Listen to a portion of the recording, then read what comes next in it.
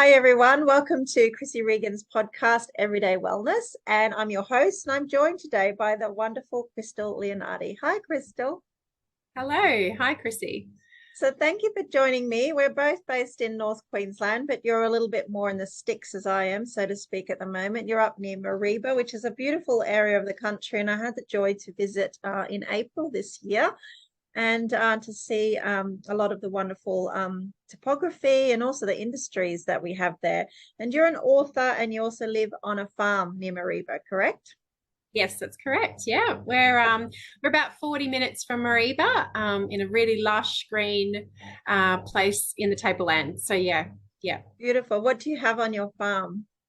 Well, predominantly beef cattle. We are a farm running cattle, and but you like any farm, we have pigs and chickens and ducks and everything, dogs, cats, yeah, the whole lot.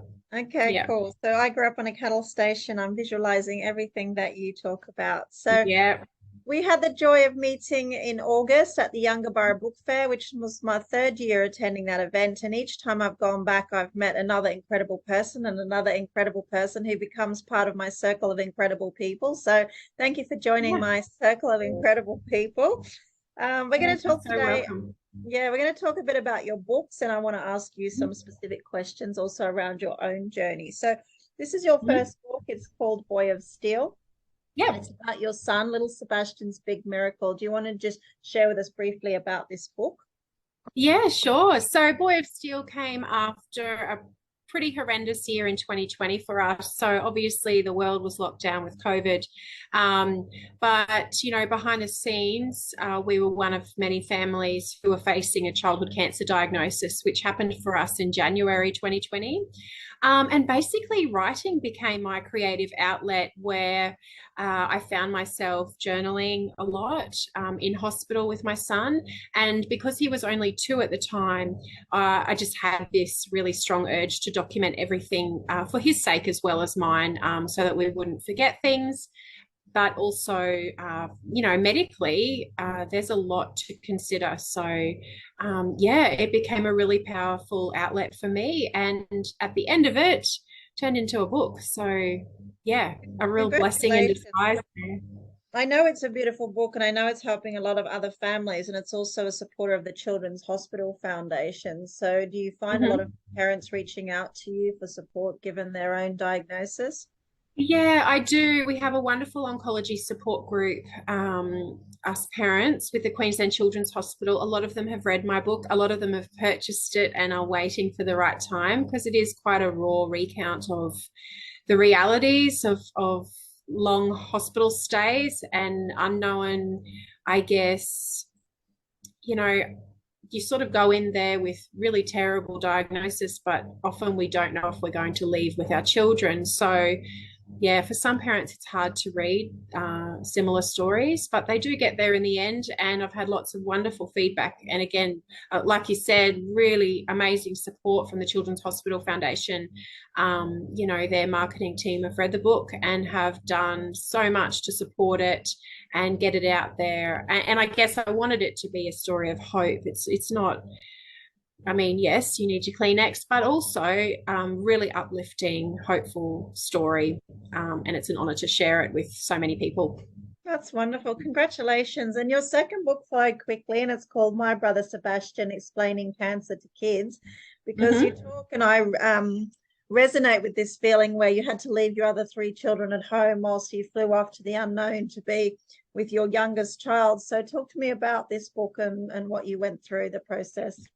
Yeah, so my brother Sebastian really it was created for the kids, whereas, Boy of Steel was definitely something I was aiming at parents and families going through something similar to us. I guess after the dust settled and we were back home with my son, I guess the reality of what we had all been through, came to a head, and we were all suffering from a lot of trauma and residual emotions, and difficulties with dealing with those. But it was different for our girls. I had 3 daughters as well that were left behind, and their ages at the time were 3, 6, and 9. So they were babies themselves. And due to COVID and all these other restrictions because of my son's health, there was long periods of time where we weren't able to see each other physically, in person. So I guess, and that's an ongoing thing, we work on that every day. But I guess what I realized is that so many people now, and usually because of COVID, are isolated from each other. And it's fine to say, well, you just pick up the phone or you FaceTime, but it's really hard to have that emotional connection with someone online sometimes, especially children. And often children just need a great big hug. So when you can't provide that for them physically, I guess it's about using your words wisely, and not sugarcoating anything, being really honest, but also being realistic about their age group and what's appropriate. So yeah, quickly, sorry, I was going on and on, but My Brother Sebastian has basically written for families of children with a cancer diagnosis, but can also be used. I have met some mothers who've been diagnosed with cancer and have used the book as a tool to explain their cancer diagnosis to the children. So aimed at primary school age children. So yeah, that's awesome, because you're right. It's not just for kids. It can also help you explain adult cancer too, which is important. And so, I think as a mum of 4 children and as the mum of a child with, let's say you don't know if the prognosis or he's going to come home, how did you find the strength to keep going at times? Yeah, that's tough. I guess my obvious answer is I really don't know where I find the strength. But I do think we find our strength and motivation to keep going from a combination of past experiences, and lessons that we've learned, and just in general having hope for the future. So for me personally, watching my youngest child fight for his life,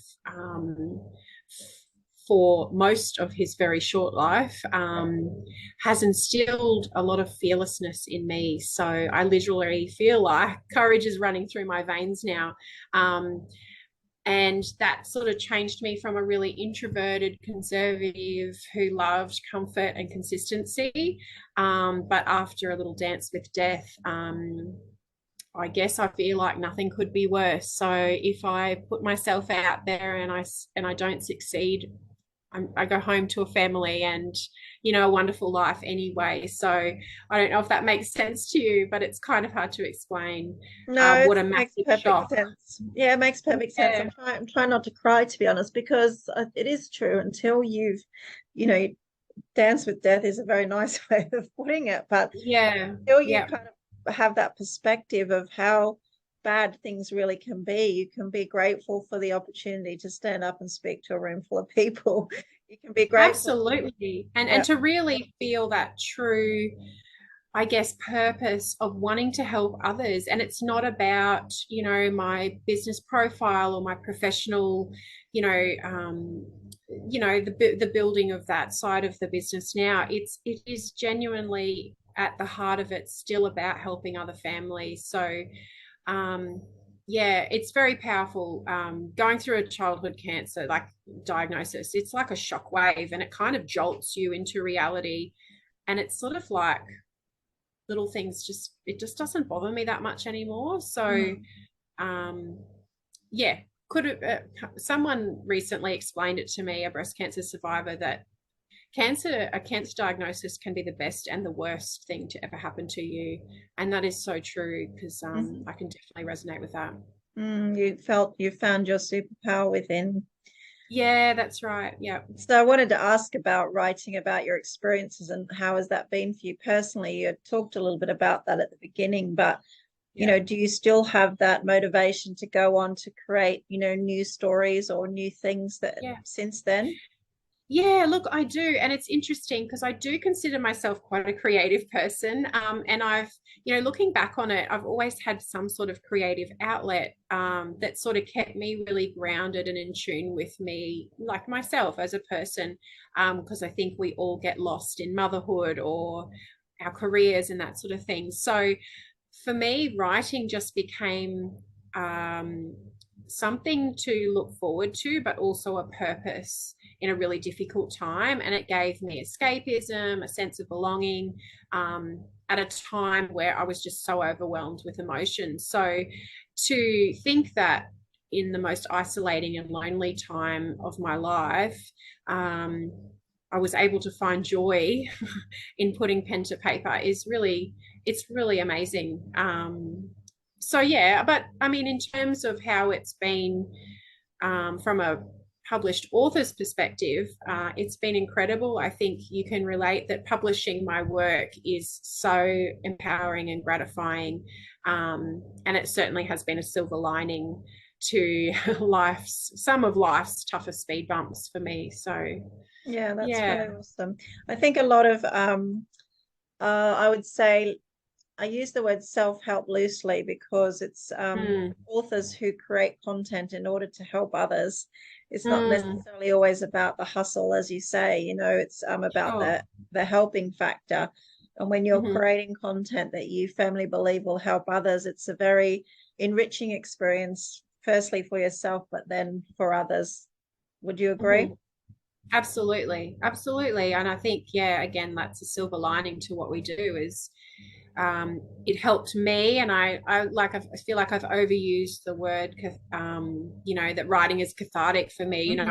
It makes me feel good, but it's so true. And not just the writing process, but what that has brought to my life, which is, sharing my story, public speaking, that sort of thing. So, Mm. And in yeah. terms of your own well-being, what could you have done Mm. differently and what kind of worked for you during those times? Yeah, look, that's tough. Look, I heard a really powerful quote recently, and it. I think it was forgive yourself for the survival patterns and traits you picked up while enduring trauma, and I Mhm. so related to that because I really do beat myself up these days about not spending more time on myself, and I think self care and wellness is something we all admit we could do a lot more of, especially as a mum. But I guess knowledge knowledge is power. So if we know and we have the intent, that can be very powerful as well. So look, I think for myself, I'm definitely one who serves others before myself. So I try and at least spend 5 minutes a day. And I guess after long stints in a hospital, I find pure joy in just going outside and, feet to the earth and plodding around in my garden for 10 minutes or watering a plant or something.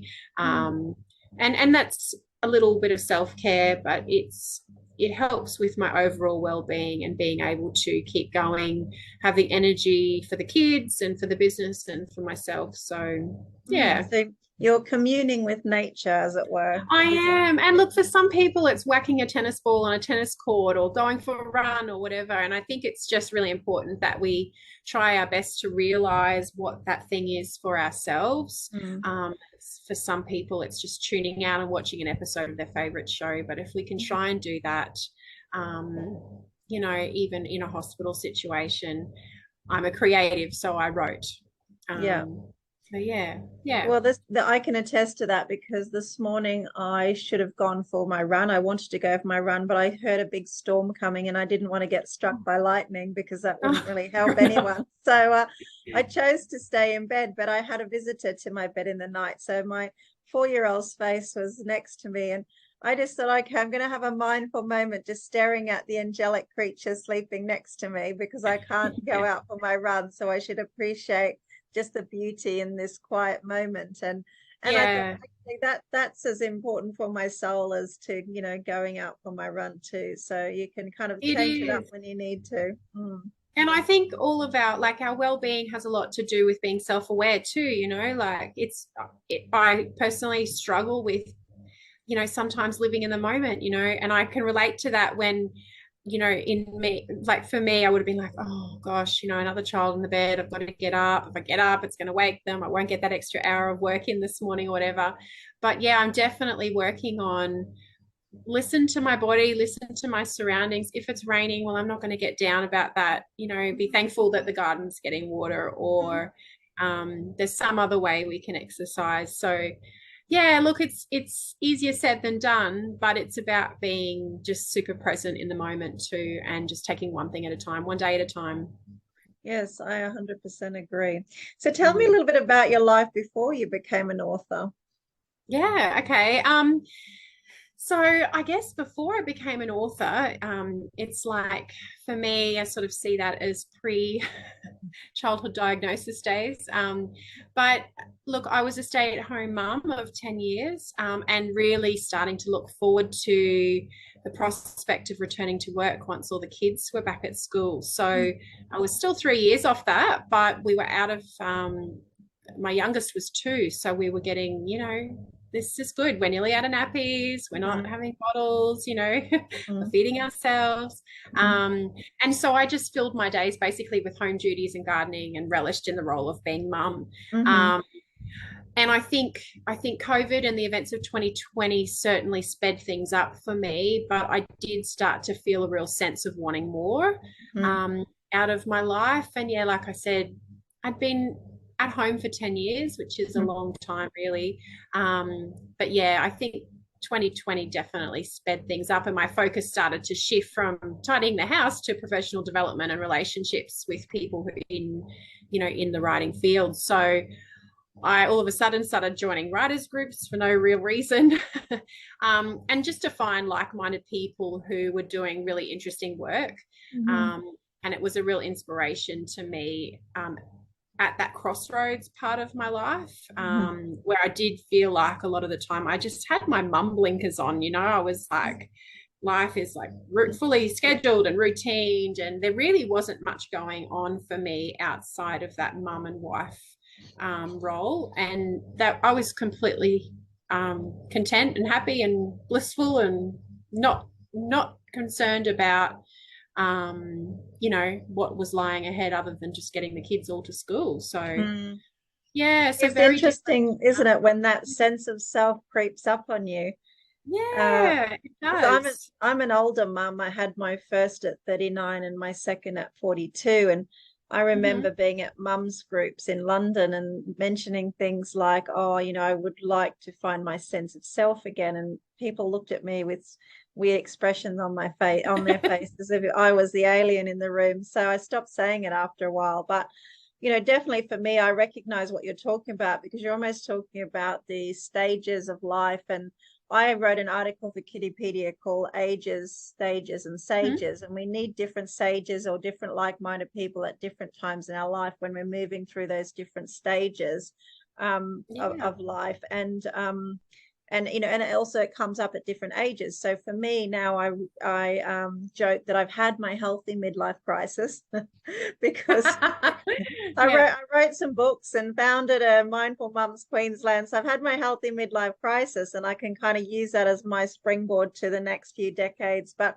I do resonate a lot with what you're saying, and I think sometimes we don't acknowledge enough those significant stages of our life and how we transition smoothly from one to the next. Would you agree?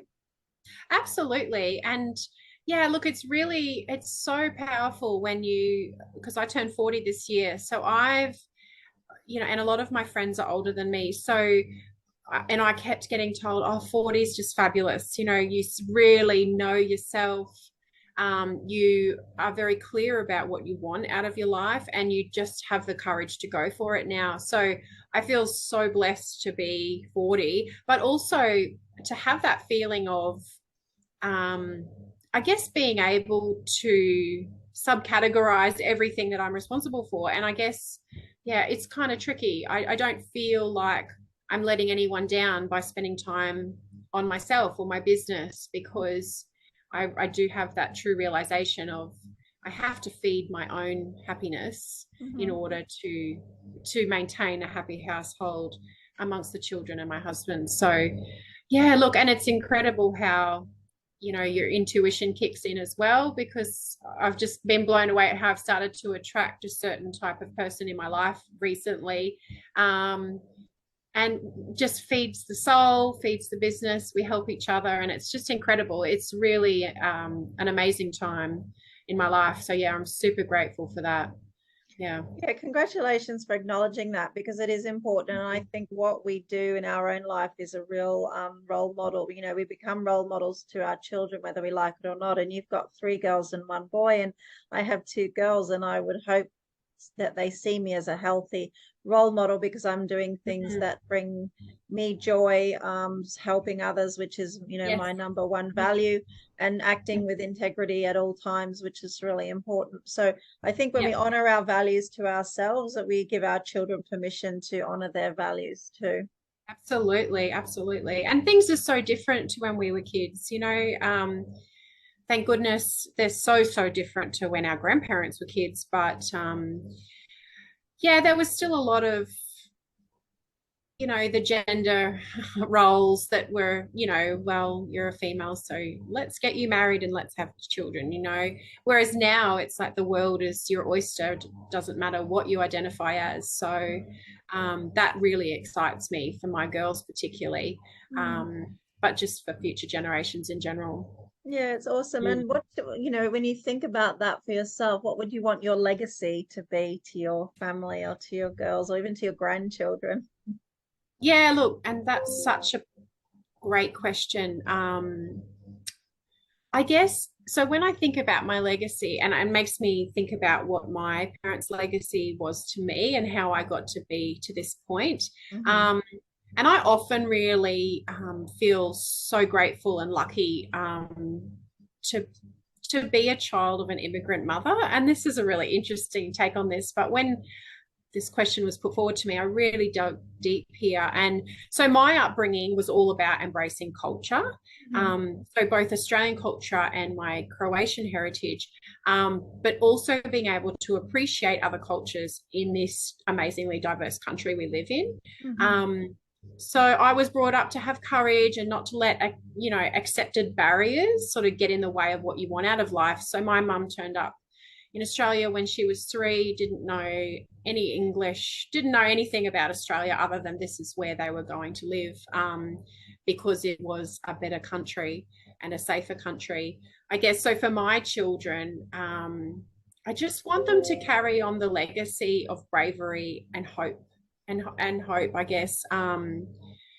To be able to nurture them to realize that because of our ancestors' sacrifices, and that goes for all cultures, that we live in the most amazing country, with the best opportunities, the most support, and just to take all of that on and just do the best you can with what, you know, with what you've got. Because like Australia is amazing. I'm after going through what we've been through with a sick child, you know, I just kept thanking my lucky stars that we were in this country at this time. Hmm. With Yeah, a I can agree. wonderfully, you know, Australia's tough, but really, for me, the ground roots, I never felt discrimination or any sort of boundaries as far as when it comes to children. You know, the buck stops there. They are the most important thing, regardless of who they are or where they're from or where their family comes from or whatever. So yeah, it's been a really uplifting experience for me. And so I just want my kids, especially the girls, to just go, you know what, I'm a female in this country and there's no boundaries. I can study to be a doctor, or Hmm. I can I can do whatever I want. So I just want them to be able to know that opportunities are there for a reason and you should take them. Mm. Yeah, I can Yeah. relate a lot to what you say, because I Yeah. grew up on a cattle station. I had the opportunity Mhm. to work and travel all over the world. I've even been to Croatia. So Oh wow. yeah. So I think I do think about that a lot, and I know how lucky we are, and I also know how lucky we've been, particularly in North Queensland during these past few years, because you know so many areas didn't have the same fortune as we have.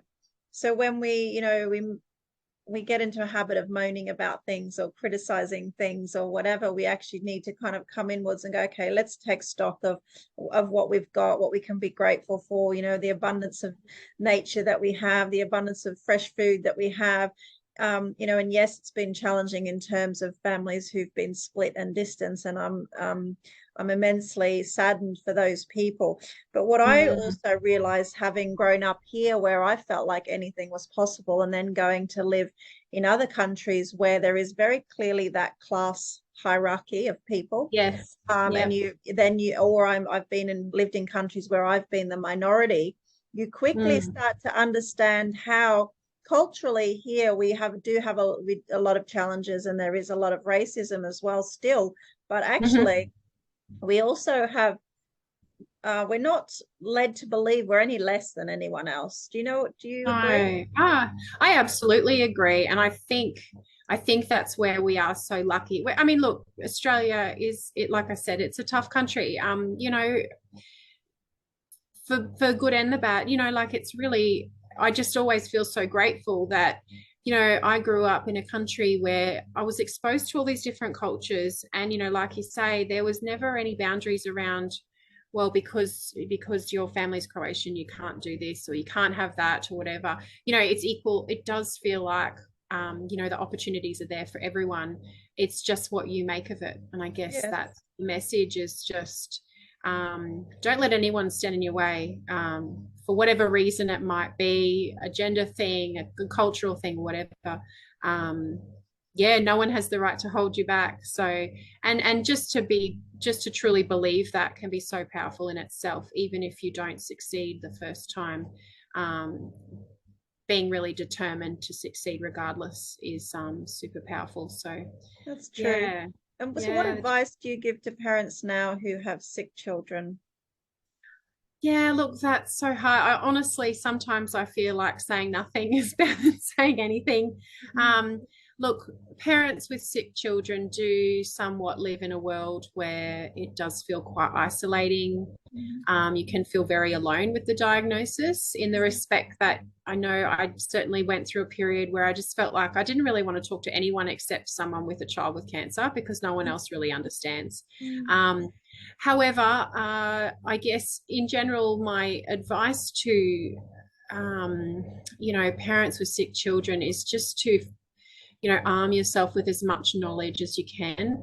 Um, I found it was really important to make sure that I researched every diagnosis and every treatment option, because you do feel more secure and more, I guess, somewhat in control if you keep up with your child's condition. So I know a lot of families feel super helpless when there's a diagnosis, because your child's life is out of your hands now. But I guess understanding and being able to keep up with all the medical terms and options Mhm. certainly helps. It can be very overwhelming, but I guess if for us, we just put our brain cancer research caps on and just focused in on that, and it saved us. It really did, because we had a full understanding of what we were facing. So You can have yeah. more informed conversations, I'm guessing. Yeah, and it's really tough. Like I said, it's sometimes, yeah, there's not really anything that will help. Um, it's such a tough one, but yeah, that's a big one, is I guess just dealing with it the best you can and making sure you're well informed. And Yeah. I think that you Mm, mentioned about the hospital bubble, and even mm, I had a family member who was in hospital for almost a year, and I was there a lot. And then with both my children, I was in hospital more than I wasn't. mm, I do understand about that hospital bubble and living in that hospital world, which is, until you've experienced it as a mm, patient, you would never mm. fully understand it. And now I try to keep myself as healthy as possible because I I don't know, want to go right? back to the hospital. I know, it's like like you would avoid that place like the plague. It's just, it's and it's hard. It's a double-edged sword. Mm, We attend hospital every week for chemo, so mm, on that day I'm very grateful for the hospital system. mm-hmm. But when it's an emergency situation or things start to feel like they're out of our control again, oh, it's tough. Once you're in there, you're not going to come out for a little while. So yeah, Yeah, it's really yeah. daunting. And, It's a and it's different, it's it's a reliving different, trauma all over yeah, again. it's a different kind of patience, isn't it? It is definitely, yeah. Mhm. Thanks so much for joining me. What would be one thing you'd like to share with us before we finish? Look, I've started up my own publishing company, and I'm tomorrow I'm talking to some budding authors about self-publishing. And I guess I always hope to leave my audience just with the knowledge that anything's possible, and there are so many resources out there, not necessarily someone like me doing public speaking or workshops and that sort of thing. But if you've got a dream and you really want to achieve it, there always is a way. And we live in the wonderful world of technology now where everything's accessible online. So just have an open mind, tune into your purpose, and just be true to that. And hopefully, good things will happen for you. So, yeah, Yeah, that's pretty I much it. agree. That's wonderful. Yeah. Thank you. And I'm lucky to see you in Townsville in a few months, and maybe even we get to go to my hometown of Chatters Towers together as well. That would be Yes. wonderful. Yes, I did hear back from the bookshop there in Charters Towers, and they're going to have me on the Sunday morning. So that will be Hooray! awesome. Yeah, yeah, I'm looking forward to it. It'll be amazing. All right, Mm. well, lovely. Thank you so much. Take care. And if I don't see you before, have a very safe and just calm Christmas. Yes, it will be a calm Christmas. Sebastian is a Christmas baby, so it's always a really exciting time of the year for us. Actually, I have to ask you about that. So my 4-year-old is a Christmas baby. We haven't swapped dates. What date is yours? Our 23rd, so not Ah, too bad. yeah. And to be honest, when I went into labor, I was like, no, like if we're going to be this close, let's just make it Christmas Day. Like, come on. Ah, okay. Yes, exactly. um, yeah, but I do have, so my husband's also in December and my eldest. So we've sort of got used to it. They just Yes. get a really happy December. Yes. That's um, hysterical. Well, I feel like I can't start Christmas until I've done the youngest's birthday, whereas before I would be organized for Christmas in October, but now Christmas starts for me after the 8th of December. But she okay. was delivered at 36 weeks and 6 days on the 8th of December. So So she would have I would have been in hospital over that Christmas New Year period if I'd have gone full term. But I'm hmm. kind of grateful in a way things happen for a reason. She's our 8th of December baby, and we can do the birthday and then we can do the Christmas thing, you know? Yeah, it's lovely, isn't it? Actually, I have to be honest, my most fond memories of my hospital stays with my kids was that year I had Sebastian, because I was the only one in hospital, in the Cairns hospital on Christmas Day, and I was spoiled, and I just sat there and enjoyed my baby on Christmas Oh, Day. It was oh. it was a beautiful time, and yeah, although I was like, no, not yet, not yet. In the end, I was happy. Okay, awesome. All right, well, take care of yourself and I'll Thank chat with you again you. soon. Thank you. Lovely. Thanks, Krissy. Bye, everybody.